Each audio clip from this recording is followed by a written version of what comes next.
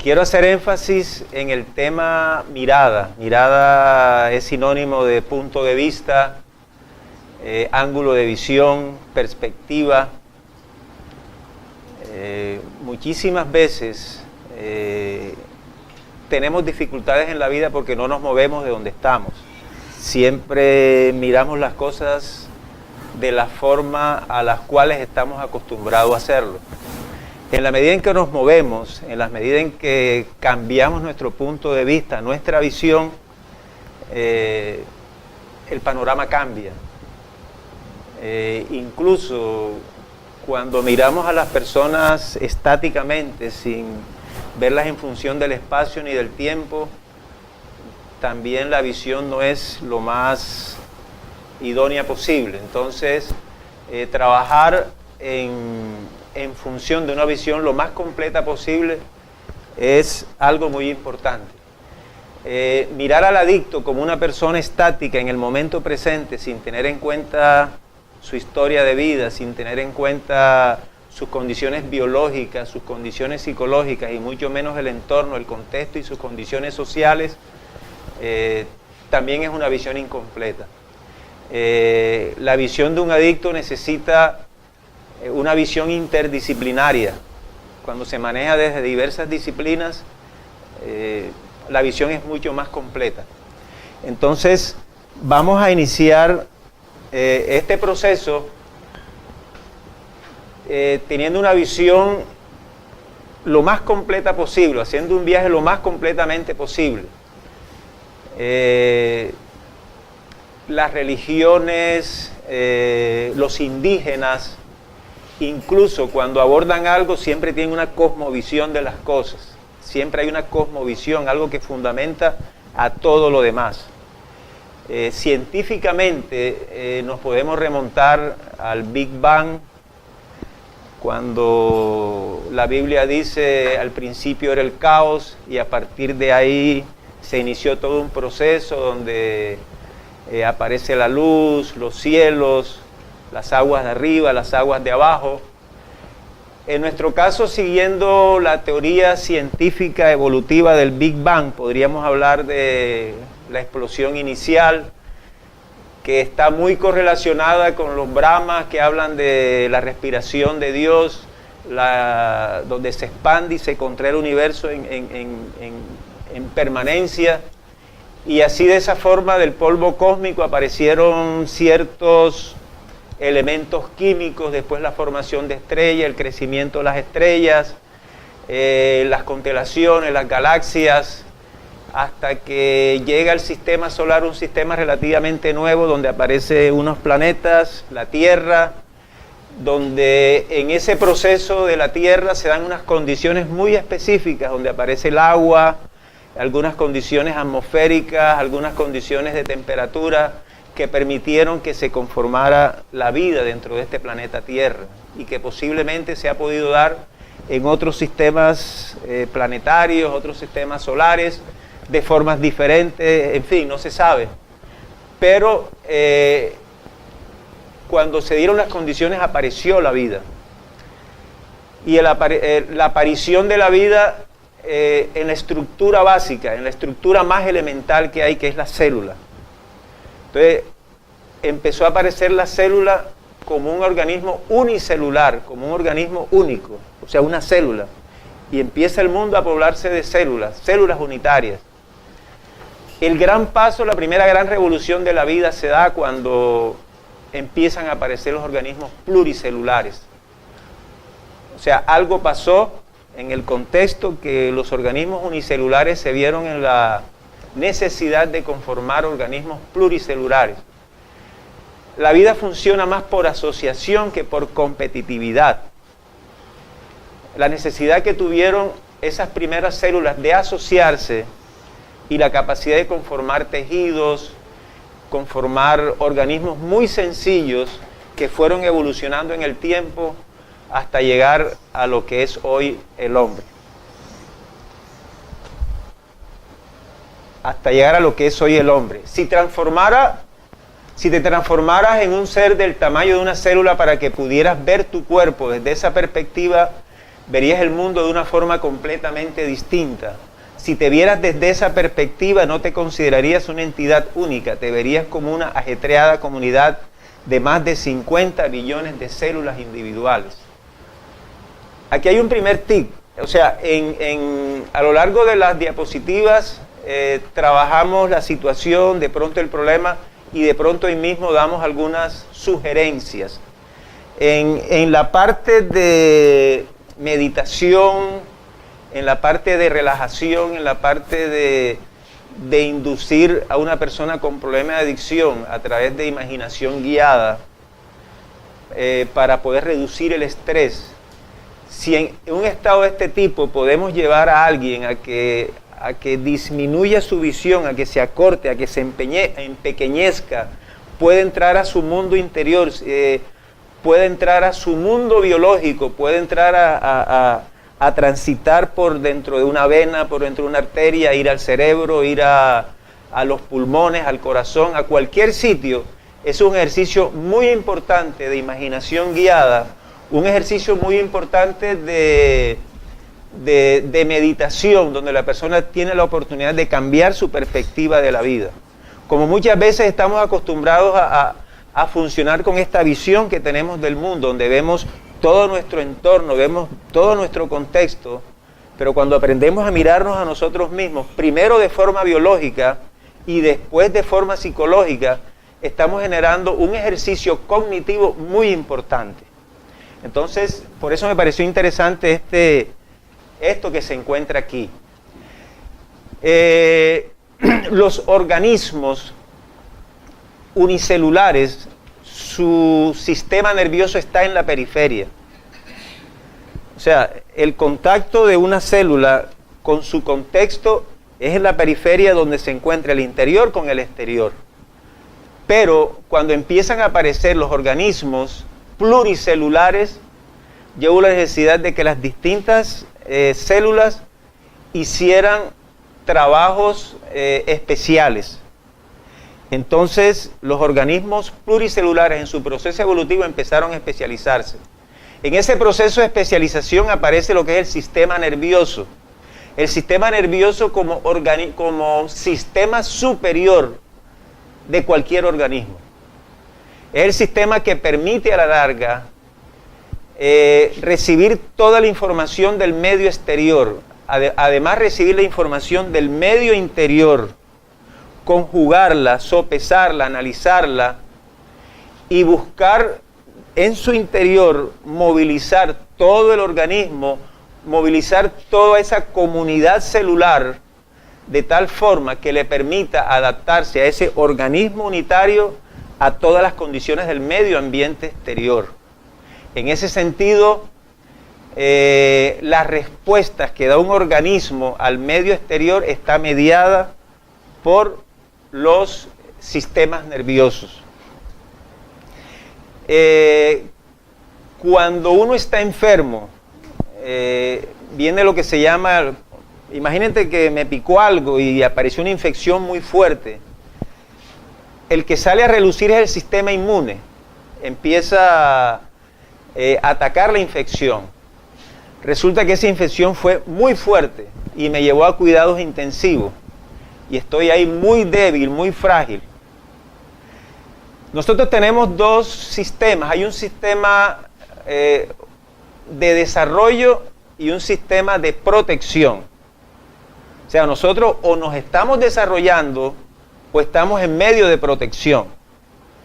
Cuando nos estamos desarrollando, estamos comiendo, tenemos buenas relaciones con los otros, y lo que caracteriza un medio en desarrollo es el bienestar, o sea, estar bien, estarnos en buenas condiciones, nos estamos desarrollando.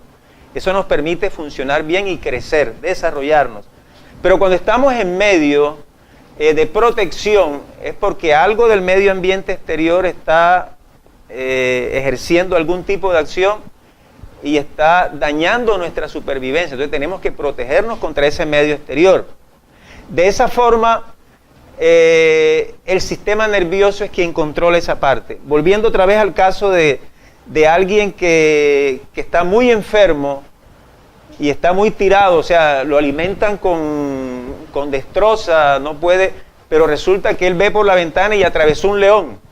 Y la gente empieza a correr gritando y todo el mundo busca salvarse como de lugar. Esa persona que está sin fuerzas, el sistema nervioso, por el sistema de protección, lo lleva a levantarse de la cama, lo lleva a hacer todo lo que sea necesario, extraer todas las fuerzas de su cuerpo para hacer que su organismo sobreviva de la forma más efectiva posible. Entonces así funciona el sistema nervioso central. Es un sistema único que tiene bajo su responsabilidad todo el resto del organismo. Y cada una de las células, cada una de los órganos, de los diversos sistemas, obedecen a ese sistema superior que es el sistema nervioso central. Desde ese punto de vista, cuando le explicamos a un adicto que el sistema nervioso central es el sistema superior del organismo con todas las funciones específicas, hay una razón de ser para decirle a un adicto: hey, estoy echando para atrás.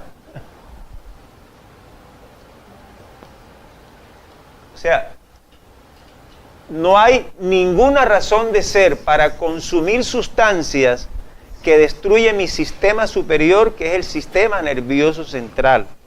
Entonces, esa frase de que el adicto a través del consumo de sustancias destruye su sistema superior es algo que tiene una función preventiva muy pero muy importante. Y eso hay que hacérselo saber al adicto durante todos los procesos de su tratamiento, durante todos los procesos que él va siguiendo por sí mismo. Entonces, en todo el proceso evolutivo del sistema nervioso, tenemos el cerebro o el encéfalo como el centro de comando, la columna vertebral y toda la cantidad de nervios que se distribuyen, y la unidad celular como la neurona, que tiene un cuerpo celular donde tiene una serie de ramificaciones, las dendritas, que es por donde entra la información de otras células, y el axón, que es donde emite el impulso nervioso hacia otras células también. Bueno, sigamos. La gran magia del sistema nervioso central se encuentra en la interconexión. Se realiza en el contacto, en la relación y el vínculo. El sistema nervioso central es como una cantidad de gente, como un país, como una comunidad muy grande, donde existen muchísimas personas y existen muchísimas células. Y durante ese proceso a veces nosotros salimos de nuestra casa, está nuestro vecino, y a veces ni siquiera le damos vuelta, o sea, seguimos, el vecino nos está mirando y seguimos como si nada, o sea, no entramos en ningún contacto con esa persona. Otro de pronto medio le decimos así, otro le decimos buenos días, otro nos acercamos, lo saludamos, otros le decimos, hey, ¿cómo amaneciste? ¿Cómo estás? Y otros llegamos a unos vínculos tan muy fuertes que esos primeros contactos terminan siendo posteriormente una relación afectiva, relaciones de pareja que a veces perduran para toda la vida, o relaciones de amistad que son muy positivas y que nos ayudan muchísimo en todos nuestros procesos vitales y existenciales. Entonces, así sucede con el sistema nervioso central. Todo un gran tejido, todo un entretejido de células nerviosas que tienen su propia conciencia, tienen su propia manera de comportarse y establecen una serie de vínculos. Y ese vínculo se genera en esta parte importante, que es el contacto entre el axón de una célula y la dendrita de otra célula. Es ahí donde se establece el contacto más importante. Ese contacto se llama sinapsis. Aquí tenemos el axón y aquí tenemos la dendrita.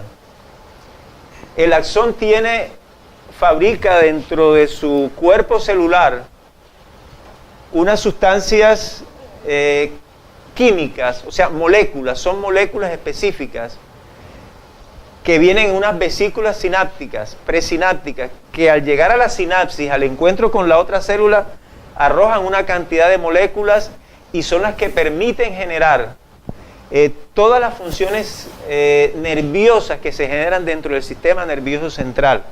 Toda esa serie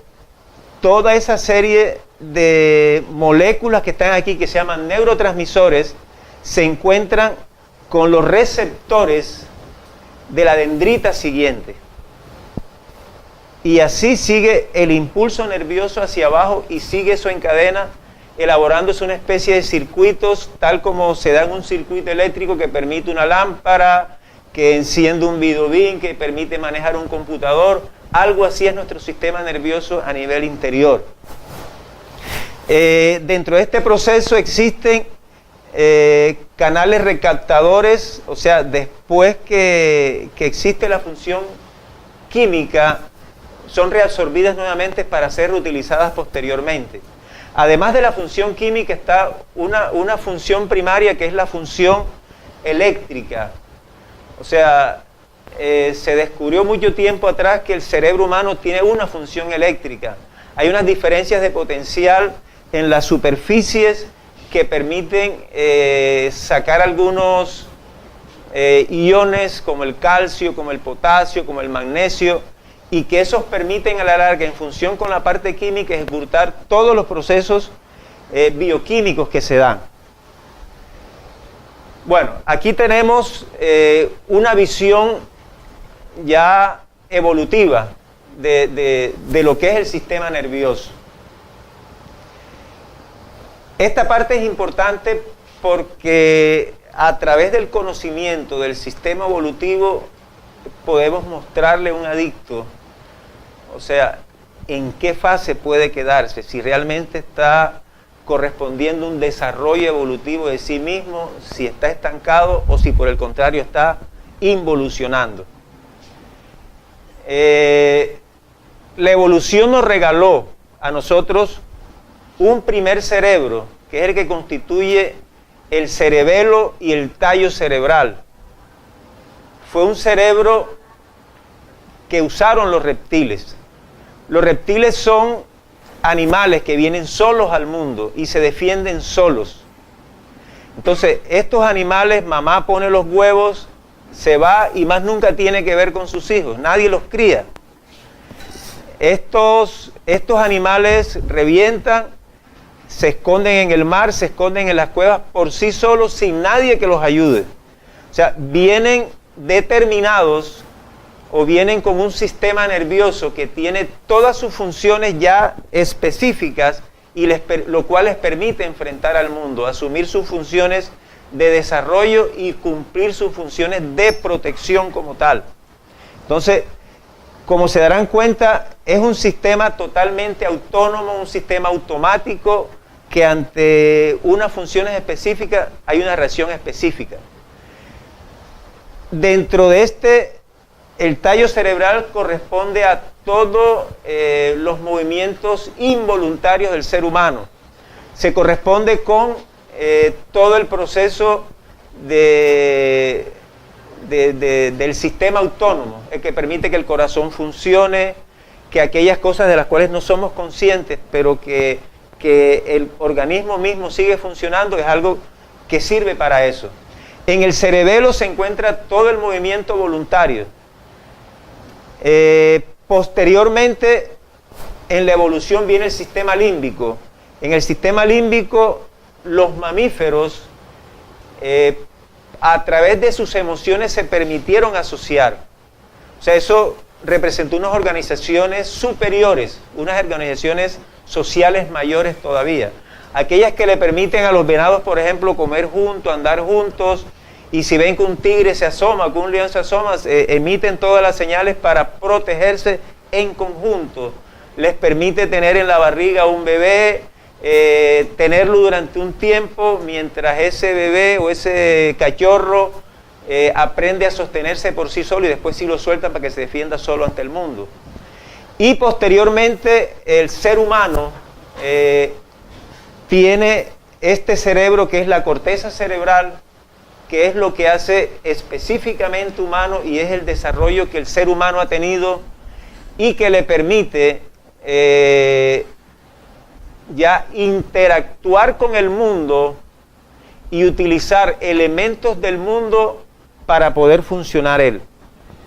Los mamíferos, todos los organismos hasta antes del humano, o sea, funcionan con sus propias herramientas, con sus pies, con con sus patas, con su propio cuerpo, pero no son capaces de coger, por ejemplo, un palo, ver allá arriba una fruta, tumbarla, permitirla que caiga, cogerla. Sino un mico se monta allá, coge la fruta y el ser humano ya empieza a tener un proceso evolutivo mayor. Entonces, eso se logra a través de la corteza cerebral. La corteza cerebral es aquella parte que nos permite tener las funciones superiores humanas, las funciones cognitivas como tal. Específicamente las funciones ejecutivas, que son aquellas funciones que nos permiten a nosotros planear las cosas. O sea, las cosas que vemos las planeamos de forma autónoma, analizamos, sopesamos, comparamos, y eso nos permite hacer unos planes, hacer una planificación, tomar ideas de la forma en que tenemos que responder ante el mundo. Anteriormente, los dos cerebros inferiores actuamos generalmente por emociones o por impulsos. Ya nuestra corteza cerebral nos va a permitir a nosotros actuar por conocimiento, actuar en conciencia. Entonces eso nos permite llegar a planeaciones. O sea, tengo esto, ante este hecho yo creo que puedo hacer esto, llegar hasta aquí, tener estos objetivos, planificar esto, realizar esto, y a partir de ahí poder tomar una decisión. La toma de decisiones es una de las facultades más importantes del ser humano y es una de las funciones que más daño nos hace el consumo de drogas.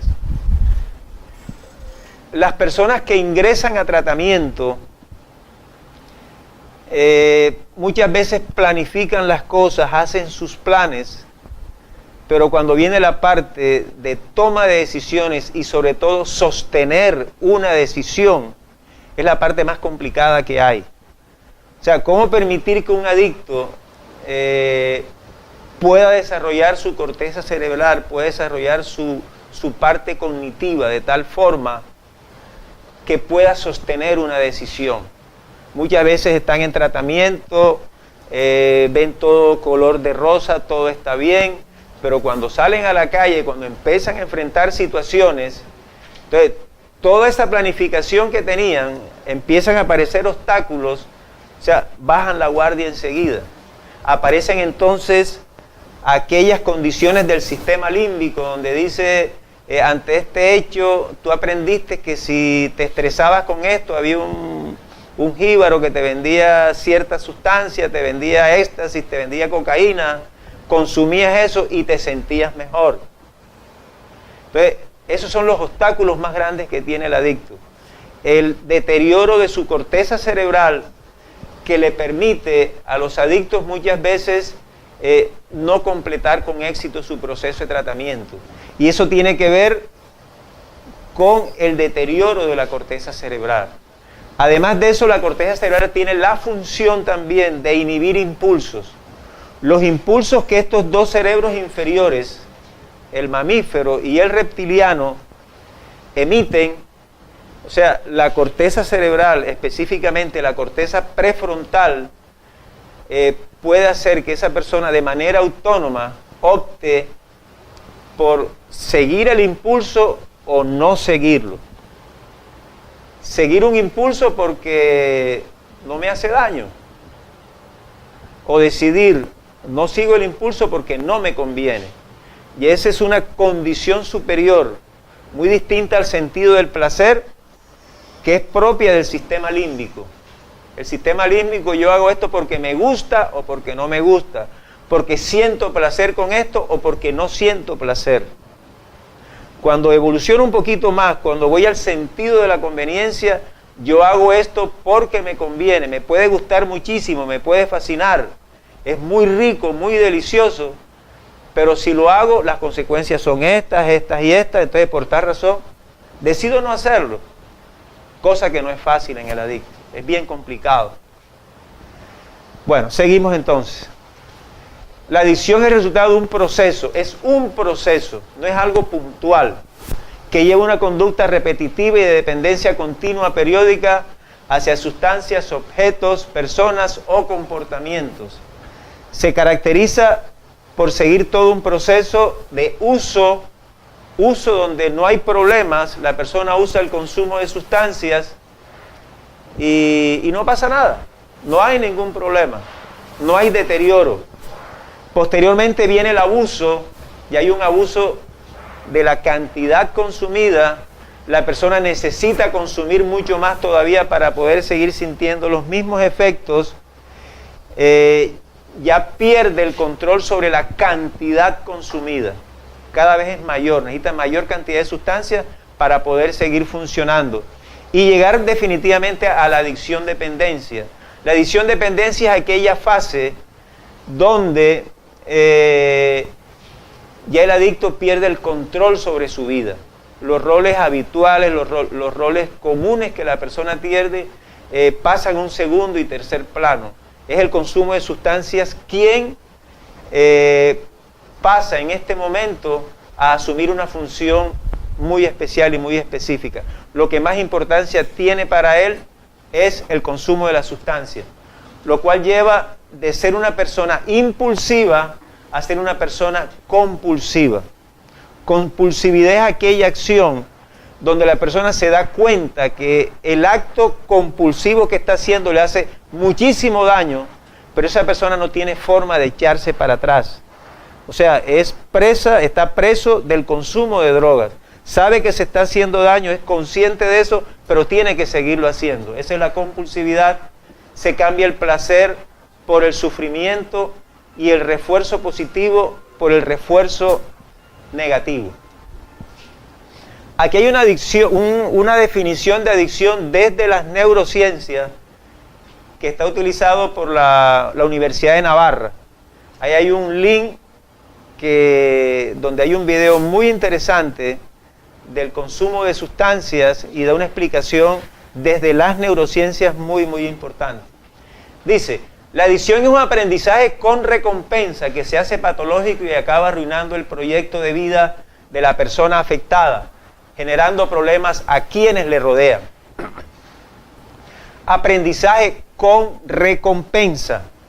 El consumo de sustancias, los juegos y la suplantación de la identidad en Internet se apropian del circuito de recompensa, elaborando un condicionamiento que llega a afectar el funcionamiento y a la estructura cerebral.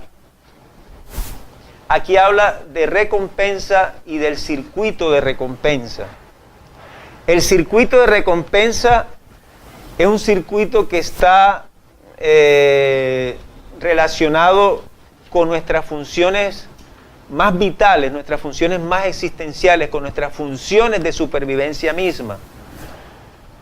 La recompensa y el circuito de recompensa es aquel circuito a través del cual, para nosotros, los organismos, para poder sobrevivir, necesitamos desarrollarnos.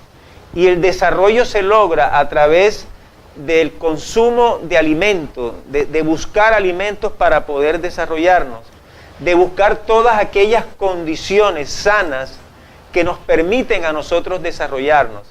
Entonces, cuando nosotros estamos en desarrollo, cualquier actividad que estemos ejecutando nos va a proveer a nosotros de un placer, nos va a proveer de una gran satisfacción.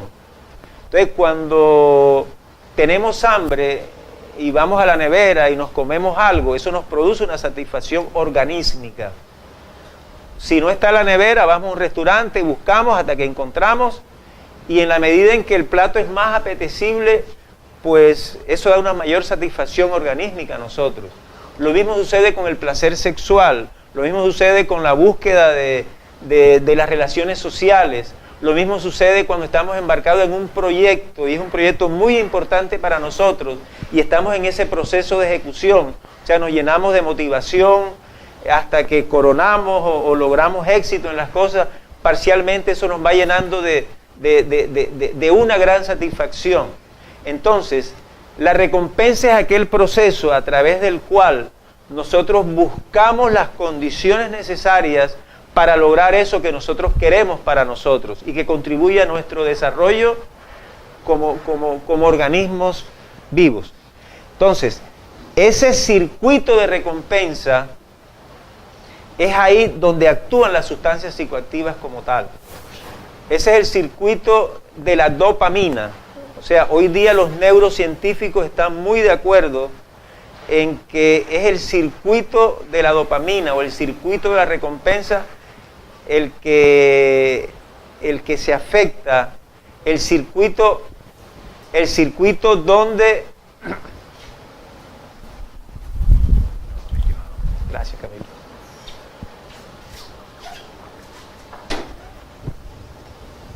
Es el circuito donde actúan las sustancias psicoactivas, alterando el funcionamiento de este circuito de recompensa. Bueno, el circuito de recompensa es el circuito que se inicia en el área tegmental ventral, que está en la parte superior del tallo cerebral. Ahí es donde se produce la dopamina. Cuando las condiciones medioambientales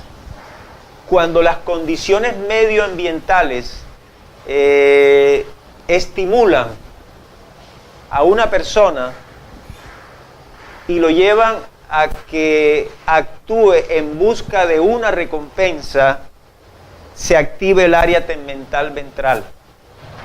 El área tegmental ventral tiene unos axones que llegan al núcleo accumbens. El núcleo accumbens es el núcleo del placer y la motivación.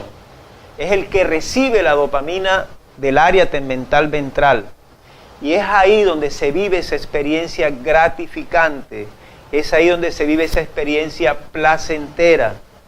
Hoy día los neurocientíficos han conseguido, a través de todas las técnicas de neuroimagen, a través de las escanografías por emisión de positrones,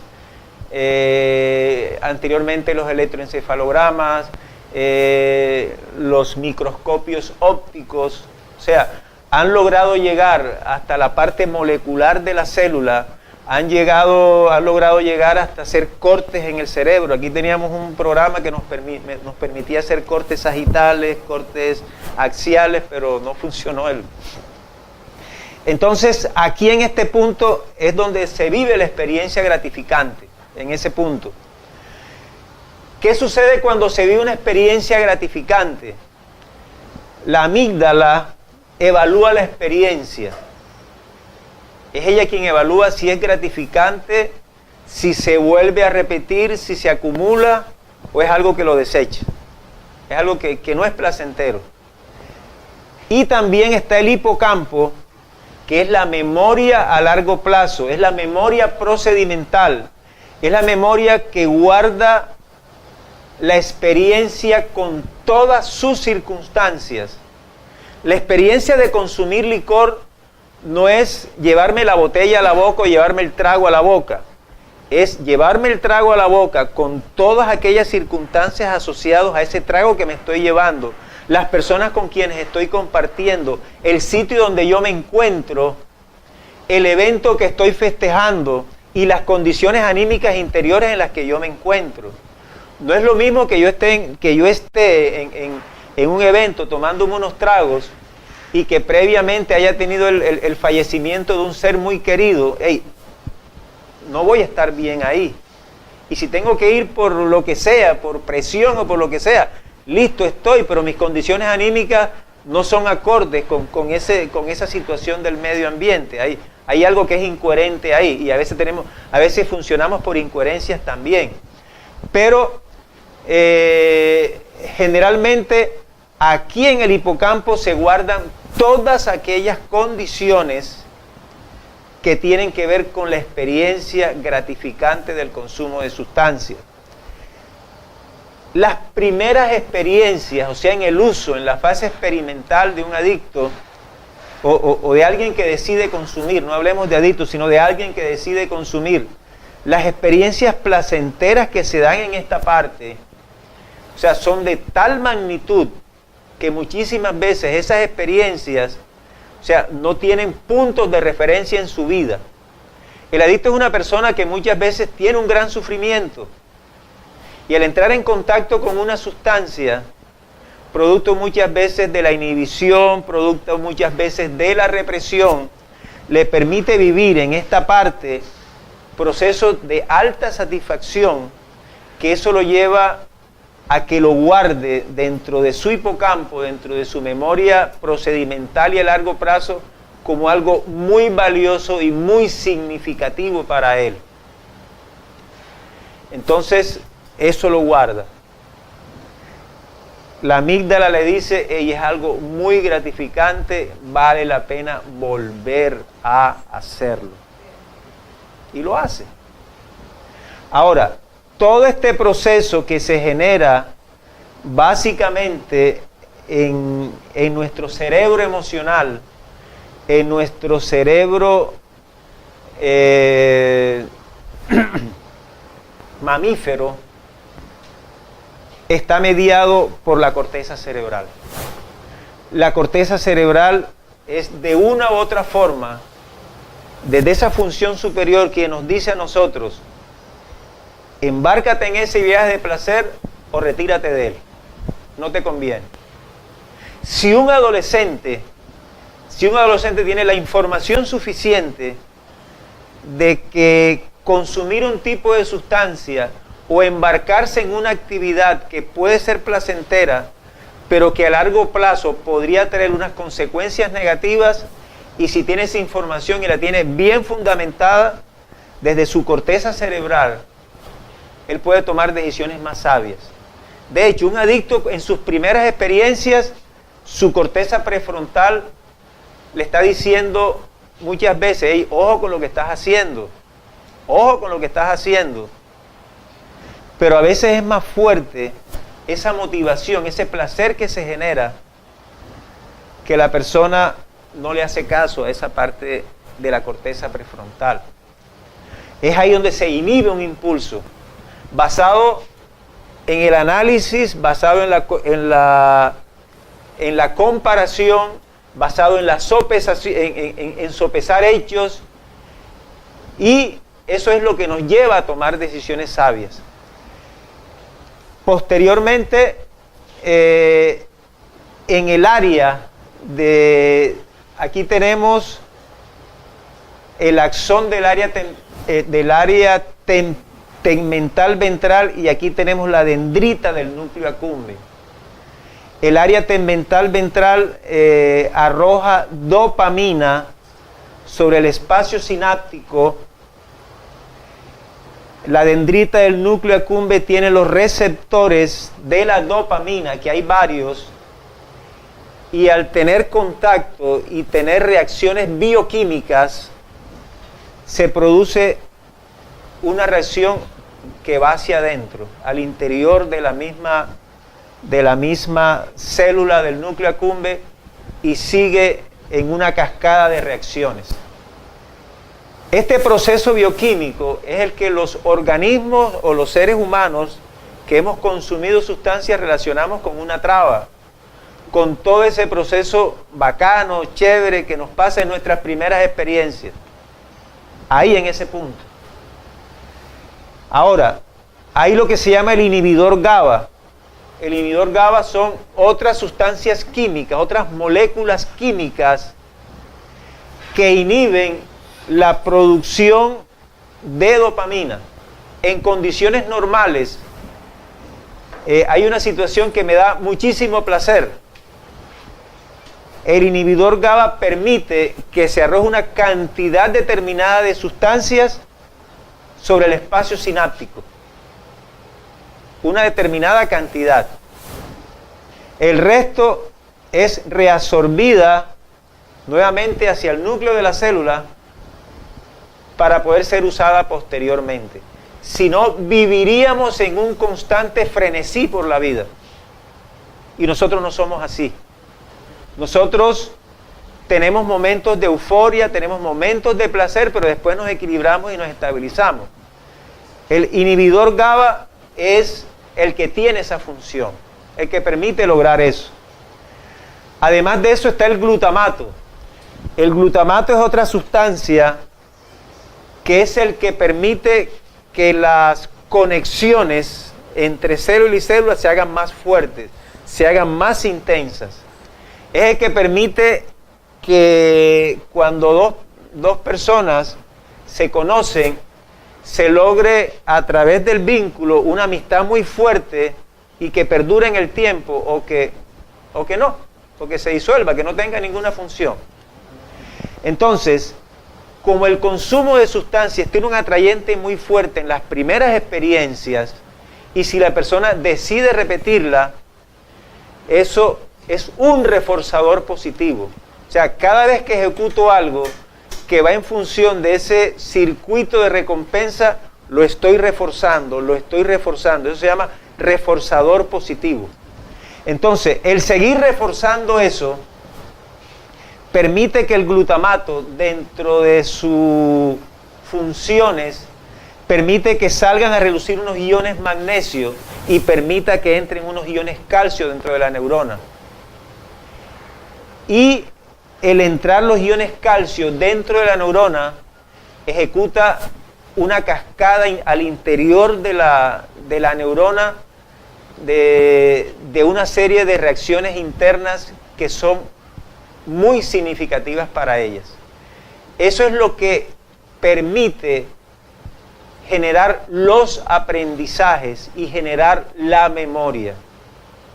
Aprender es el acto a través del cual ejecutamos algo en primera instancia. Si lo vuelvo a repetir, lo refuerzo. Si lo sigo repitiendo, lo refuerzo. Si lo sigo repitiendo, lo refuerzo. Y eso es lo que nos permite que entre neurona y neurona se hagan los vínculos, las interconexiones sean más fuertes. Interconexiones muy fuertes son aprendizajes significativos. Interconexiones débiles no son, o sea, son eventos o son circunstancias que no son significativos.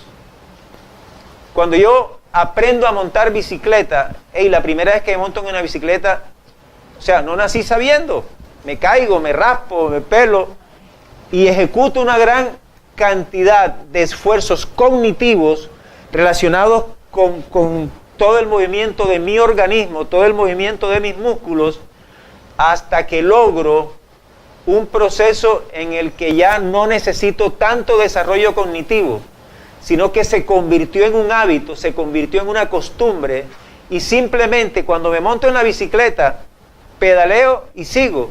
O sea, desarrollo sentido de equilibrio, desarrollo sentido de dirección, desarrollo el sentido del pedaleo, desarrollo el sentido de velocidad, y simplemente voy tranquilamente. Y así voy en la bicicleta y saludo a cualquiera y no tengo que ir mirando de frente, me suelto de los cachos y estoy manejando y sigue derecho, me levanto y hago todos los malabares que hacen los ciclistas y todo está bien. No necesitan ese desarrollo cognitivo. Se instauró un aprendizaje, las células en su proceso de contacto, fue tal el vínculo, fue tal la interconexión que existe un aprendizaje. Se generó un circuito dentro del cerebro que está correlacionado con las partes del cerebelo, que todo ese proceso coordinador hace que lleguen hacia los músculos y los músculos se comporten como tienen que comportarse. Se creó una competencia. En principio somos con gran esfuerzo cognitivo, pero sin competencia. Después pasamos de ahí a tener poco esfuerzo cognitivo, pero nos volvemos competentes. O sea, somos hábiles en algo, pero ya no necesitamos ese desarrollo cognitivo grande. Cuando aprendimos a leer, el ver esto aquí, o sea, tener el concepto de y con A, ma, o sea, eso no es fácil para un niño.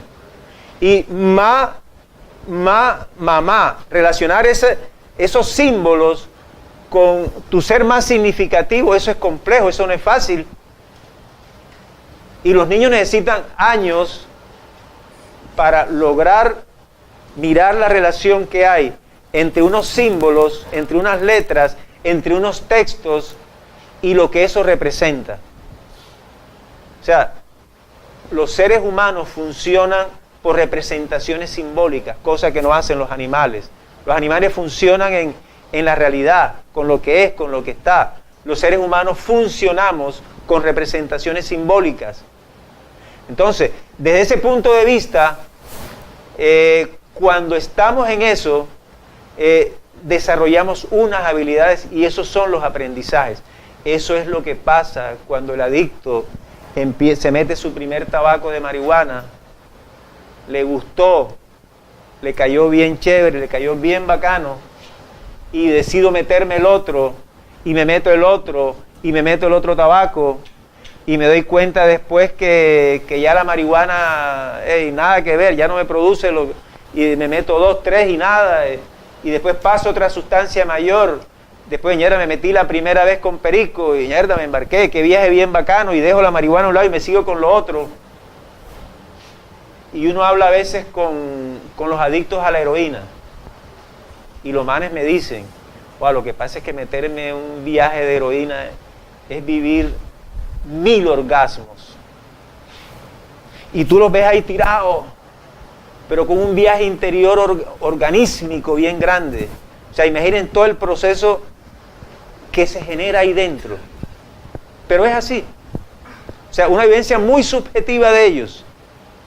Muy subjetiva de ellos. Y a pesar de que se están haciendo muchísimo daño y le llaman la reina de las drogas. La reina de las drogas, la heroína. O sea, no permite ningún otro tipo de sustancia, sino solo la heroína. No es poliadicción, sino solo heroína. Y entonces siguen en ese proceso. Bueno, reforzadores. Son estímulos cuya percepción se traduce en un aumento de la probabilidad de respuesta específica. Ver una manzana me puede despertar el hambre. Ver una chica que me gusta me puede llevar a que tenga la búsqueda, me enamore de ella, esté pensando en ella y de pronto consigo lo que quiero, como de pronto no. El vivir en pareja, el tener un hijo, son reforzadores naturales. Pero también hay reforzadores artificiales. El dinero es un reforzador artificial que mueve de todo. Mueve de todo.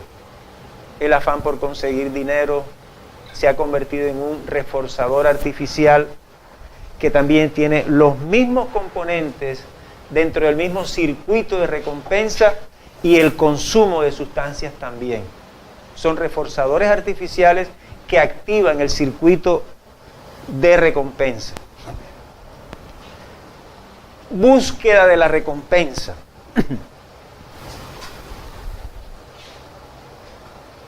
Cuando un ser humano, como lo vimos anteriormente, el hipocampo es la memoria procedimental o la memoria a largo plazo. Si yo voy por algún sitio, llevo 3, 4 años de estar en programas de rehabilitación y de pronto por X circunstancia pasé por algún sitio donde hay un estímulo ambiental externo, que lo vi, entré en contacto con él, o de pronto un olor que inconscientemente no me acuerdo qué es, pero que tiene su función allá dentro del hipocampo, que quedó guardado allá, o un sitio, lo que sea. El estímulo ambiental entra por los ojos. Al llegar allá, o sea, la vista tiene el ojo aquí y llega al lóbulo occipital. Pero en su paso por el centro está el tálamo que filtra los estímulos recibidos. El tálamo filtra los estímulos. Y en esa filtración interviene el núcleo caudado, que es el proceso de retroalimentación. Retroalimentación es el proceso de comparar las sustancias, los eventos que han pasado con los momentos presentes. Hay una comparación, hay una retroalimentación. Y eso tiene que ver también en las correlaciones que están dentro del mismo sistema límbico, que es el sistema emocional, con el hipocampo, con la memoria a largo plazo procedimental. Es ahí donde están aquellos eventos, aquellas circunstancias que tuvieron que ver previamente con el consumo, aquello que me motivó a consumir. El consumo no es el consumo por sí mismo, sino todas las circunstancias que están asociadas con el consumo. Y esto es muy clave dentro de los programas de tratamiento para cualquier adicto. Y debería generarse dentro de las primeras fases del tratamiento. O sea, ¿cuáles son aquellas circunstancias que te llevaban a ti a consumir? No es cuando esté después de 3, 4, 5 meses. No, es apenas entra el proceso de tratamiento. O sea, él tiene muy claro las consecuencias, qué pasó, qué sucedió y qué era lo que él hacía para consumir. O sea, cuáles son todas aquellas circunstancias, y que son 4 generalmente. Personas asociadas al consumo. O sea, ¿cuáles eran las personas aquellas con quienes tú consumías? Esto debe estar muy claro, debe llevar a su corteza prefrontal, debe tener cognitivamente muy clara esa parte. O sea, ¿cuáles eran las personas asociadas a tu consumo? ¿Cuáles son los sitios, los lugares que están asociados a tu consumo? Tercero, los eventos asociados al consumo. Bueno, para mí era un diciembre, eso era sinónimo de consumo exagerado. Un carnaval, mejor dicho, la locura. Yo me soñaba en carnavales. Entonces era un evento asociado al consumo para mí.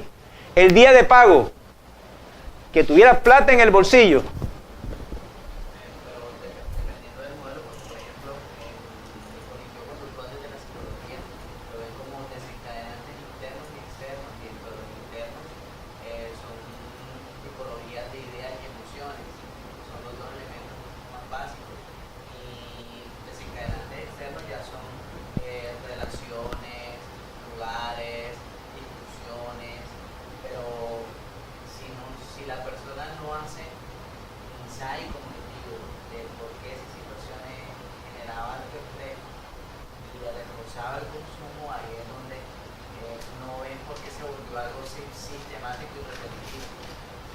Ese es el cuarto punto.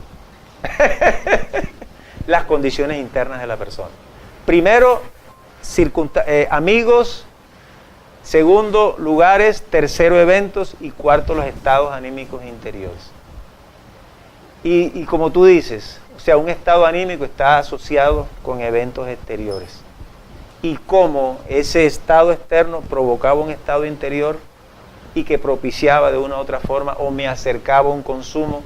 Entonces, desde las primeras fases del proceso, o sea, los adictos deben tener eso con cierta claridad. Obvio, el proceso interno es un proceso que demora más. O sea, llegar a ese proceso interno no es fácil, pero debe tener cierta claridad en eso. Entonces, llegar hasta allá es un proceso en el cual es uno de los viajes de todo el proceso de tratamiento. O sea, tomar conciencia, tener autoconocimiento de qué condiciones internas tenía yo y que me llevaron a mí a consumir. Bueno, la corteza prefrontal vuelve nuevamente y puede tomar control de todo esto. El cerebelo es quien dirige el movimiento voluntario, es quien hace que se ejecuten las cosas. Si vi este evento o ese estímulo ambiental y de pronto hay unas condiciones propicias para que eso se dé, la corteza prefrontal va a tener la facultad de inhibir o de permitir que ese impulso se dé. Y el cerebelo es quien dirige todo este proceso. Pero las condiciones son básicas y son importantes. Si una persona desde sus primeras fases de su proceso está claro de aquellas personas que tienen una asociación negativa, una asociación relacionada con su consumo, tiene que evitarlas. Acción de un reforzador. Hay un estímulo, puede producir una experiencia desagradable, y si es una experiencia desagradable, huye de esa experiencia o evita el estímulo. Si yo sé que si llego allá me quemo, ¿Yo qué hago allá? Me voy, cojo por otro lado. Pero si la experiencia es agradable,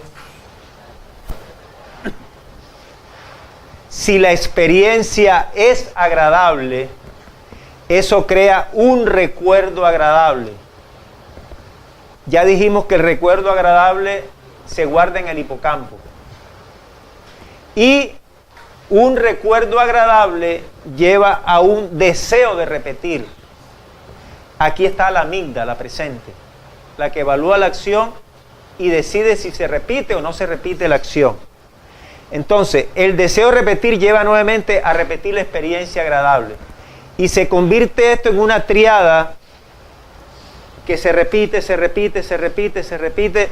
Y es esa repetición la que convierte el acto de repetirla, repetirla y repetirla en un reforzador positivo. Es específicamente de esa forma. ¿Qué pasa con el consumo de sustancias? Consumo de sustancias. Consumo como una experiencia agradable. La experiencia agradable, como ya vimos, nos lleva a un recuerdo agradable, a un deseo de repetir, y la persona se embarca en eso. Esto es en el uso de la sustancia. No hay problema. Todo es bacano, todo es chévere, todo es color de rosa.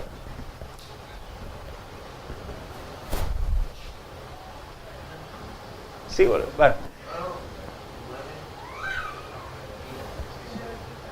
Bueno, ¿qué pasa con este consumo como experiencia agradable? Con el tiempo, esta dirección que venía para acá, coge para acá, para allá y sigue para allá. En el abuso se aumenta la dosis y frecuencia para sentir los mismos efectos iniciales. ¿Por qué? Porque los receptores disminuyen. Los receptores de la dopamina se disminuyen.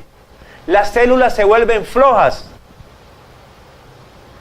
El consumo de sustancia hace que la persona funcione por la interacción del fármaco dentro de la célula que estimula la dopamina, y los receptores se tienen que redoblar. Es como cuando una persona trabaja, se sobreexcede en su trabajo, hace jornadas laborales extras, listo, se gana un billete, pero llega un momento en que se cansa, se agota. Eso le pasa a los receptores. Los receptores disminuyen. Por eso es que un adicto tiene una anedonia. O sea, una persona que tiene una gran dificultad para poder resolver su vida por sí misma. Tiene esa gran dificultad. Entonces, esa persona tiene que seguir recurriendo a la sustancia. Ya empieza a depender de la sustancia. Ahí está el abuso. Ya hay problemas con la cantidad de sustancia. Tiene que aumentarla para poder seguir sintiendo los mismos efectos iniciales. Y a veces, hasta los efectos iniciales se pierden, no se vuelven a sentir más nunca. Más nunca se vuelven a sentir. Yo me acuerdo de mi primera traba. Mi primera traba eran como las 5 de la tarde. Y me acuerdo que estaba con 4 amigos y me metí mi primer tabaco de marihuana. Yo sentí que me salí de mi cuerpo. Me sentí que viajaba en el espacio. Me metí en la nube. Me metí en esa nube. Veía cómo las nubes pasaban por donde mí. Y seguí en mi tránsito y me metí allá en el sol. O sea, ese fue mi viaje. Fue un viaje cósmico que yo tuve. Esa escena para mí fue muy placentera. Fue muy gratificante para mí. Y yo había leído muchísimo sobre drogas antes de consumir. Yo como que me preparé para consumir a los 18 años. Dije, no lo hago antes porque si lo hago, puedo tener problemas. O sea, hasta me preparé para todo eso. Pero después, como a los 3 meses, volví a repetirlo de nuevo. Y esa primera experiencia más nunca la volví a tener. Más nunca la volví a tener. Fue como que una experiencia cósmica. Sentí que lo sabía todo, que todo lo conocía. Sentí eso.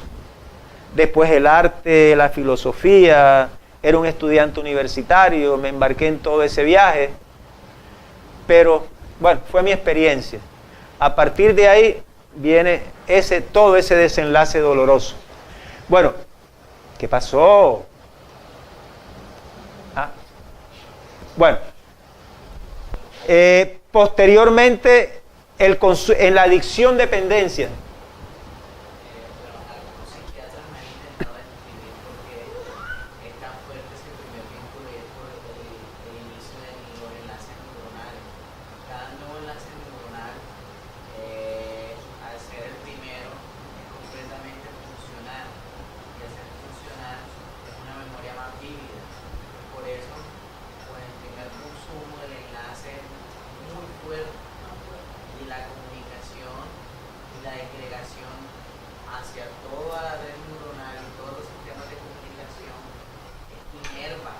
Tantos canales que no se vive lo mismo. Cuando se intenta después con el consumo repetido aumentar la conexión de esa sinapsis, no se va a lograr porque es opuesto, se deteriora, se daña, entonces no se puede repetir el mismo evento. Exactamente. Ok. Bueno, el consumo como experiencia desagradable. Aquí se vuelve a consumir para evitar lo desagradable. Aquí comienza la desagradabilidad, pero se consolida en esta parte. Ya que hay un refuerzo negativo. El refuerzo se hace negativo ya. O sea, no se consume para vivir una experiencia agradable. Aquí es lo contrario. Se consume para evitar lo desagradable del síndrome de abstinencia. O sea, tengo que consumir porque si no consumo, sufro. Sufro. Así es. Entonces, este es el proceso de adicción-dependencia. Modelos neuropsicológicos que explican la adicción. Volkov dice que la corteza prefrontal es la que más se afecta, y es de pronto lo que hemos venido diciendo aquí. El mayor daño se produce en la corteza prefrontal. Volkov es la directora del NIDA, del National Institute Drug Abuse, el Instituto Americano de Drogas de Abuso.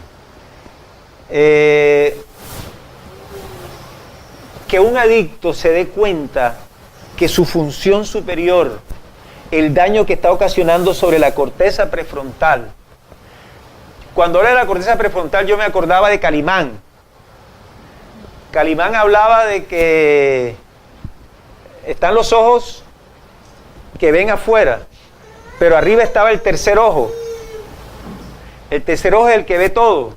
El tercer ojo es el que percibe todo. Y por algo han descubierto que la corteza prefrontal está en esta parte. Y es ahí donde residen las facultades superiores del hombre. Un psiquiatra me decía que él va a estar con nosotros más adelante. Que la corteza prefrontal es la que recibe la luz solar, la que recibe el medio ambiente. Y por alguna razón se encuentra ahí en esa parte. Por alguna razón. Y la inteligencia se cuenta ya de esa parte hacia atrás, en lo más profundo. Francisco, definitivamente es un tema muy rico y motivante.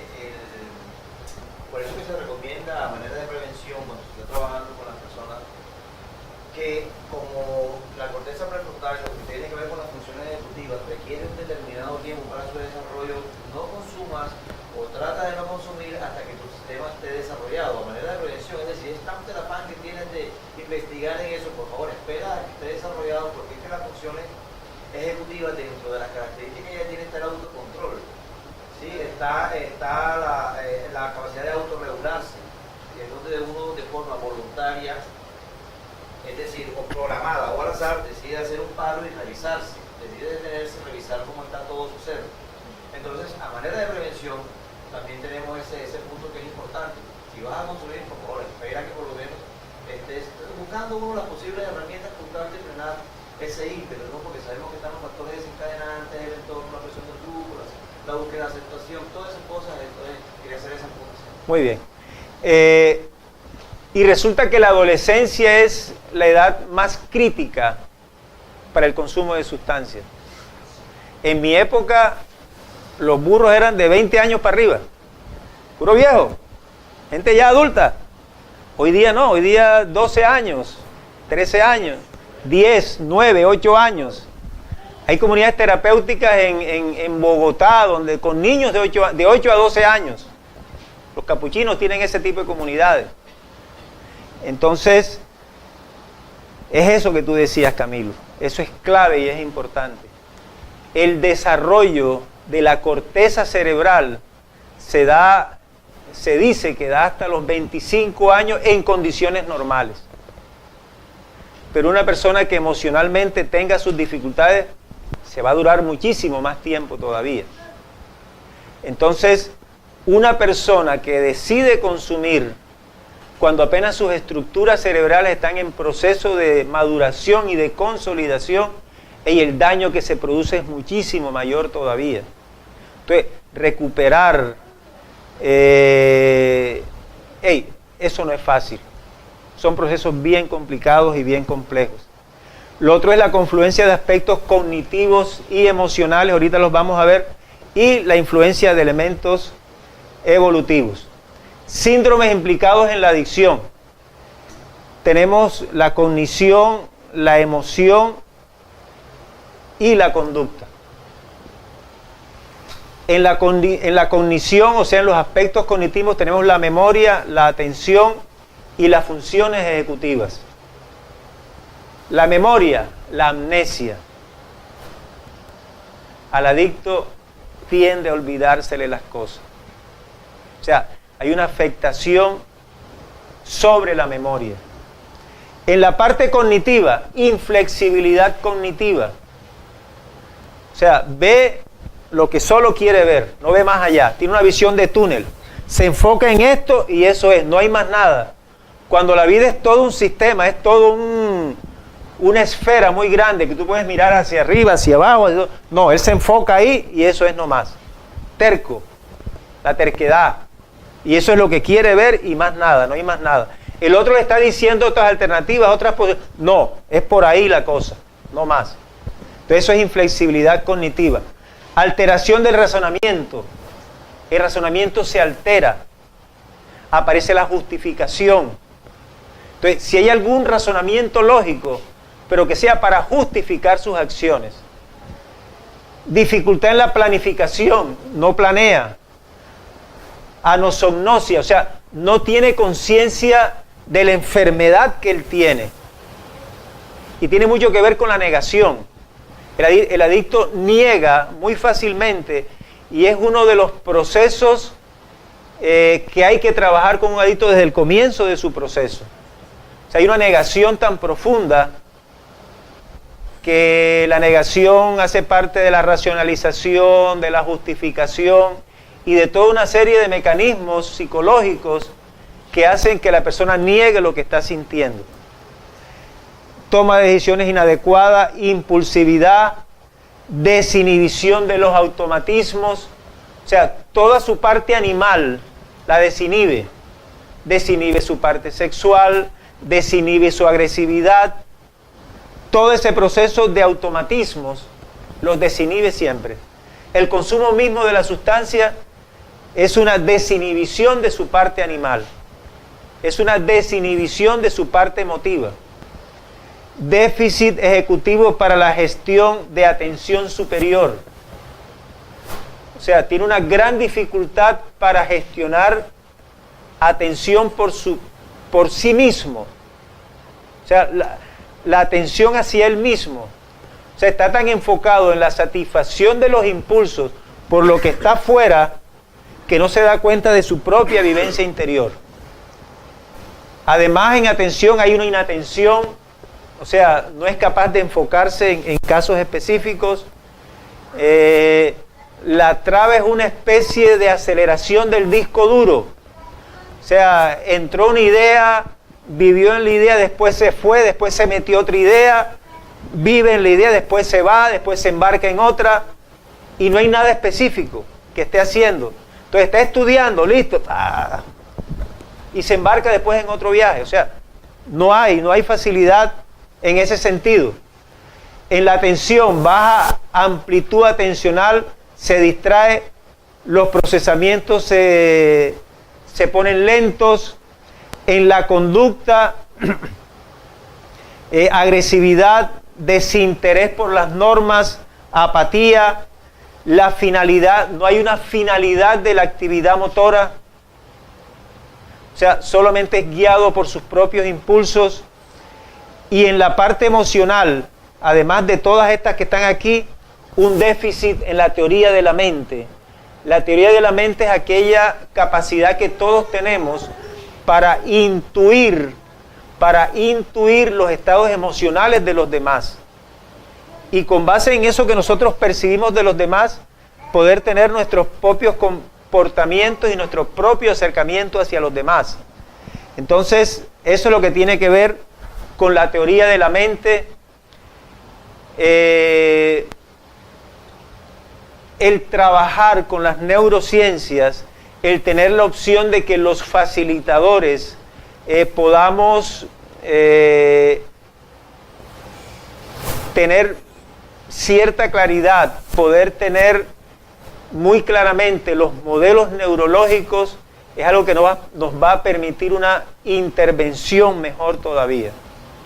Solo con el concepto del cerebro trino, de saber que tengo un cerebro impulsivo, un cerebro emocional y una corteza cerebral superior, que es la que rige mi funcionamiento superior, solo con mostrarle a un adicto de que funcionen los dos cerebros inferiores y que la corteza, que es el área específicamente humana que determina tu funcionamiento superior, se está deteriorando, es algo que es muy puntual y muy específico para hacer una intervención con un adicto. Entonces, esa parte es algo que hay que saber manejar para poder trabajar con un adicto. Todos los daños que surgen en la corteza prefrontal, esa parte es muy clave, es muy importante. En la parte de la inflexibilidad cognitiva, el enfoque cognitivo-conductual apunta mucho a esa parte, a determinar todas aquellas distorsiones cognitivas que tiene un adicto. Y en la medida en que se reestructura, en que empieza a pensar de una manera más sana, puede guiar mucho mejor sus comportamientos. Hay algunos enfoques que tienen que ver con el enfoque emocional también. O sea, hay muchos enfoques en la adicción, pero hoy estamos trabajando con el enfoque de las neurociencias, que es un enfoque que es transversal o se puede transversalizar con cualquier tipo de enfoque, porque es utilizable para todos. Entonces, pues este es el proceso que quería compartir con ustedes, que estudiemos, que aprendamos algo de neurociencias, que entendamos todo el proceso que se da en el consumo de sustancias con todas las implicaciones sobre el sistema nervioso central. Ojo, el sistema nervioso central es el sistema superior del cuerpo, el que comanda todos los demás sistemas del organismo. Si ingiero sustancias, afecto ese sistema superior e involuciono.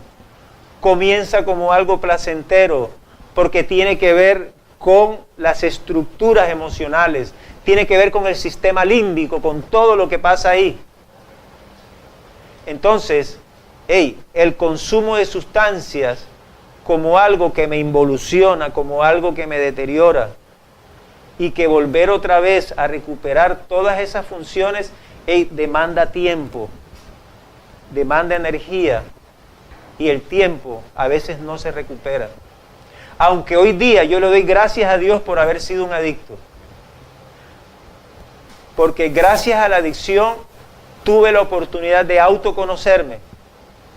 Y solo a través de ese proceso de autoconocimiento he podido tener la oportunidad de poder comprender un poquito el viaje que tiene otro adicto también.